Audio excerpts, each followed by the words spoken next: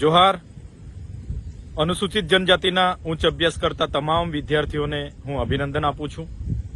તમારો બધાનો સાથ અને સહકાર અને મોડા પણ ગુજરાત સરકારે પોતાની ભૂલ સ્વીકારીને પુનઃ ભારત સરકાર પુરસ્કૃત પોસ્ટ મેટ્રિક શિષ્યવૃત્તિની યોજના ચાલુ કરવા આજે પરિપત્ર બહાર પાડ્યો છે, ત્યારે એમનો પણ હું આભાર વ્યક્ત કરું છું.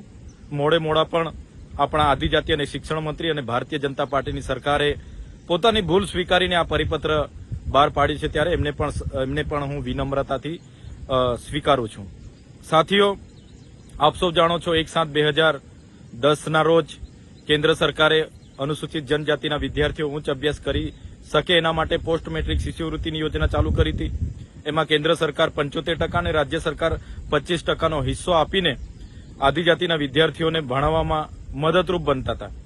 ત્યારે 28/10/2024 રોજ ગુજરાતની ભારતીય જનતા પાર્ટીની સરકારે આ સ્કોલરશીપની યોજના અચાનક બંધ કરી દીધી. ત્યારબાદ અમે વિદ્યાર્થી નેતા એવા યુવરાજસિંહ જાડેજા સાથે સૌપ્રથમ બિરસા મુંડા ભવનનો ઘેરાવો કર્યો. ત્યારે પણ હજારો વિદ્યાર્થીઓ અમારા સહકારમાં હતા. બાદમાં અમે વિધાનસભાનો ઘેરાવો કરવાનો પ્રયાસ કર્યો. ત્યારે પણ હજારો વિદ્યાર્થીઓ અમારી સાથે હતા અને અમારી અટકાયત થઈ. બાદમાં અમે વિધાનસભાના સન્માન્ય ગૃહમાં પણ આ યોજના પુનઃ ચાલુ થાય એના માટે ઉગ્ર અમે રજૂઆતો કરી. માન્ય શિક્ષણ અને આદિજાતિ મંત્રીએ એના લાભો ગણાવ્યા, એના કેમ બંધ કરવામાં આવી એના અનેક કારણો દર્શાવ્યા. છતાં અમે તીવ્રતાથી માંગ કરી અને આ માંગમાં આમ આદમી પાર્ટીનો પૂરો સહકાર રહ્યો. સાથે સાથે કોંગ્રેસના વિપક્ષના નેતા અમિતભાઈ ચાવડા, આનંદભાઈ પટેલ અને જિગ્નેશ મેવાણી સહિત તમામ ધારાસભ્યોએ આમાં અમને સહકાર આપ્યો. અમને તમામને વિધાનસભામાંથી સસ્પેન્ડ કરવામાં આવ્યા, અમને ઉચકીને બહાર લઈ જવામાં આવ્યા. છતાં અમારી માંગ એ વ્યાજબી હતી અને સાચી હતી, જેને આજે સરકારે સ્વીકારી છે. ત્યારે ગુજરાતના તમામ જિલ્લાઓમાં અમે યુવરાજસિંહ જાડેજા સાથે રહીને આવેદનપત્રો પણ આપ્યા છે. આનંદભાઈ પટેલ એમની NSUIની ટીમ સાથે રહીને આવેદનપત્ર અને વિરોધ પણ એમણે દર્શાવ્યો છે.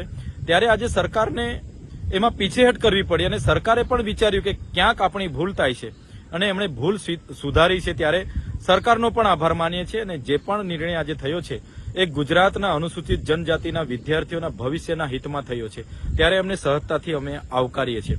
જે પણ વિદ્યાર્થીઓ diploma, degree, ANM, GNM, pharmacy, BSc, MBBS જે પણ કરતા હતા અને ગત વર્ષે જેમને તકલીફો પડી છે, હવે તકલીફો નહીં પડશે એવી આશા વ્યક્ત કરીએ છીએ અને આ વિદ્યાર્થીઓ પોતાની કારકિર્દી, પોતાનું ભવિષ્ય બનાવે એવી શુભકામનાઓ પણ આપીએ છીએ.